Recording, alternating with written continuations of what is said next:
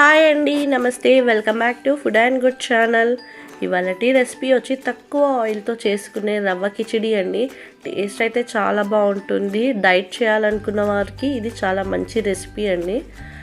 ఎలా ప్రిపేర్ చేయాలో చూద్దాం. ముందుగా స్టవ్ పై కడాయి పెట్టుకొని 1 కప్పు సూజీ రవ్వ వేసుకొని 3 నుండి 4 నిమిషాల పాటు లో ఫ్లేమ్లో పెట్టుకొని బాగా ఫ్రై చేసి తీసుకోవాలి. ఇప్పుడు అదే కడాయిలో 2 టేబుల్ స్పూన్ల ఆయిల్ వేసుకోవాలి. అందులోనే 1/2 టీ స్పూన్ ఆవాలు, 1/2 టీ స్పూన్ జీలకర్ర వేసుకొని ఆవాలు జీలకర్ర చిటపటలాడేంత వరకు బాగా ఫ్రై చేసుకోవాలి. ఇందులోనే సన్నగా తరిగిన 2 పచ్చిమిర్చి ముక్కలు, అలాగే కొద్దిగా కరివేపాకు వేసుకుంటున్నాను. మీరు అల్లం వేసుకోవాలనుకున్న వారు ఇక్కడ వేసుకోవచ్చు. ఇప్పుడు సన్నగా తరిగిన ఒక మీడియం సైజ్ ఉల్లిపాయ తరుగు వేసుకొని ఉల్లిపాయ అనేది దోరగా ఫ్రై చేసుకోవాలి. చూడండి, మన ఆనియన్ అనేది బాగా ఫ్రై అవుతుంది.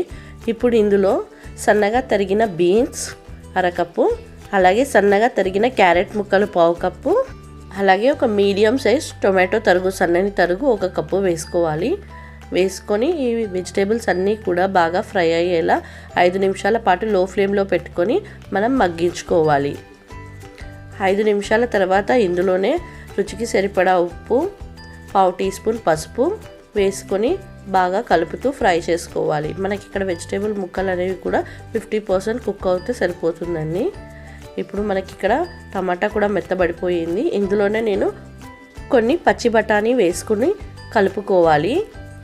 ఇలా మన వెజిటేబుల్స్ అన్నీ కూడా బాగా ఫ్రై అయిన తర్వాత ఇందులో మనం ఫ్రై చేసి పక్కన ఉంచుకున్న సూజీ రవ్వ వేసుకోవాలి. వేసుకొని వెజిటేబుల్స్ అలాగే సూజీ రవ్వ అంతా కూడా బాగా కలిసిపోయేలా కలుపుతూ మనం ఫ్రై చేసుకోవాలి. ఫ్లేమ్ అనేది లో ఫ్లేమ్లోనే పెట్టాలి, హై ఫ్లేమ్లో పెడితే మాడిపోతుంది. ఇలా అంతా కూడా కలుపుకున్న తర్వాత ఏ కప్పుతో అయితే మనం రవ్వ తీసుకున్నామో ఆ కప్పుతో 1 కప్పు ముందుగా వాటర్ పోసుకోవాలి. వాటర్ పోసుకొని అంతా కూడా కలుపుకోవాలి.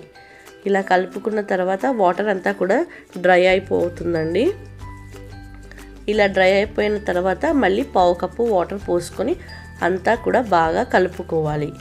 కలిపేసుకొని మూత పెట్టుకొని 5 నిమిషాల పాటు లో ఫ్లేమ్లో కుక్ చేసుకోవాలి. ఇలా 5 నిమిషాల పాటు లో ఫ్లేమ్లో కుక్ చేసుకుంటే మనకు రవ్వ చక్కగా ఉడికిపోతుంది. ఇప్పుడు 5 నిమిషాల తర్వాత మనం మూత తీస్తే మనకు రవ్వ అంతా కూడా బాగా కుక్ అయిపోయిందండి. అంతా కూడా మనం బాగా కలుపుకోవాలి. కలుపుకుంటే మనకు పొడి పొడిలాడేటట్టుగా వస్తుంది. ఇలా అంతా కూడా నేను కలిపేసుకున్నాను. 1 టీ స్పూన్ నిమ్మరసం వేసుకోవాలి. అలాగే 1 టీ స్పూన్ నెయ్యి వేసుకుంటున్నాను. ఈ రెండు కూడా మిక్స్ అయ్యేలా బాగా కలుపుకోవాలి. నిమ్మరసం ఇష్టం లేని వారు స్కిప్ చేయొచ్చు. ఇంకా లాస్ట్ ఫైనల్గా మనం కొద్దిగా కొత్తిమీర వేసేసుకుందాం. సన్నని తరుగు వేసేసుకొని అంతా కూడా ఒకసారి బాగా కలిపేసుకొని మనం స్టవ్ ఆఫ్ చేసుకుంటే మన వేడి వేడి రవ్వ కిచిడి అనేది రెడీ అయిపోయిందండి.